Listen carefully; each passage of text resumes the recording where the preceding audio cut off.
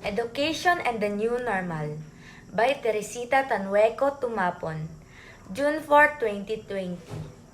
School year terms and blended sessions. We sense that normal isn't coming back, that we are being born into a new normal, a new kind of society, a new relationship to the earth, a new experience of being human.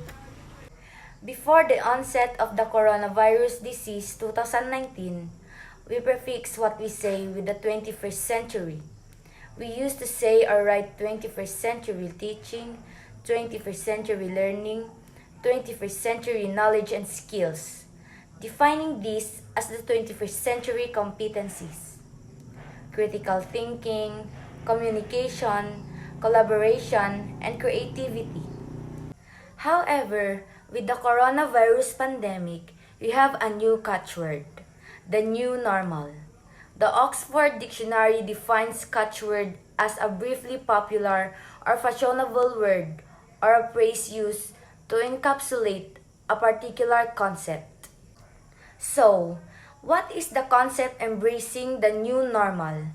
The American Dictionary defines new normal as a previously unfamiliar or atypical situation that has become standard, usual, or expected. What was previously unfamiliar that has this time become standard, usual, or expected? What has become normal? The lockdowns, quarantines, masks, washing hands, taking vitamins, and nutrient-rich food to nurture health, covering a coughing mouth and sneezing nose, physical distancing, and the omnipresent support technology are a must to continue for a lifetime.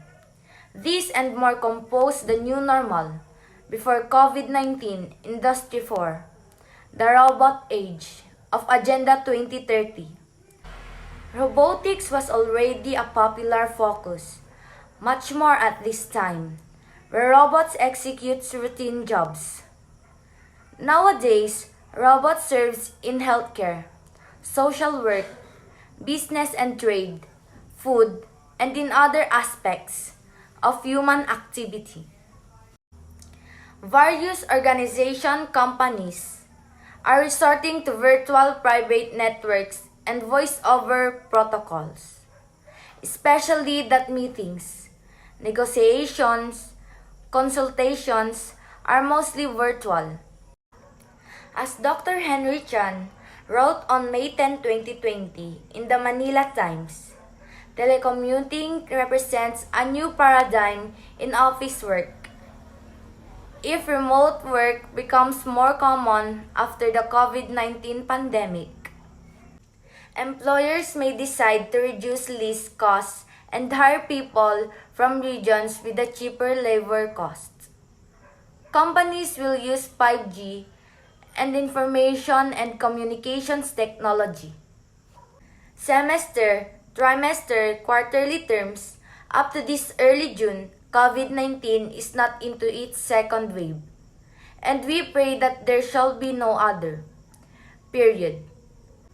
However, there can be no possible firm and uniform plans for formal schooling, where technology accessibility is concerned.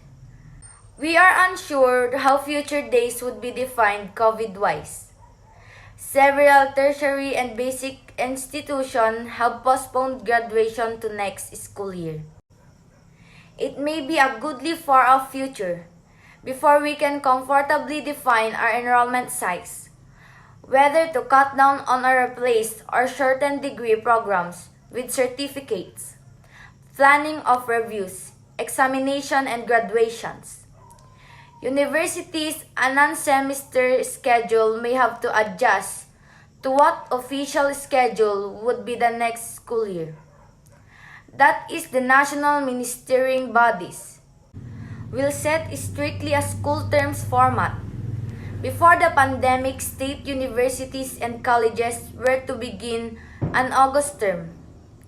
Adjusting could be easier for institutions on trimestral schedules. We have semesters, trimesters, and summer terms. Why not quarterly? I recall that in the middle 50s, higher education institutions were on a quarterly schedule. The maximum we students could take was 12 credits units, or 4 lecture subjects. A quarterly term ends after 2.5 months. Laboratory subjects were adjusted accordingly, with a quarterly term considered in a new normal. Learning in the new normal, blended learning is not wholly new. Philippine universities such as the University of the Philippines, Open University, have used blended learning in the new normal. All schools will have blended or purely online courses. Training in using teaching and learning platforms will be available for both teachers and students.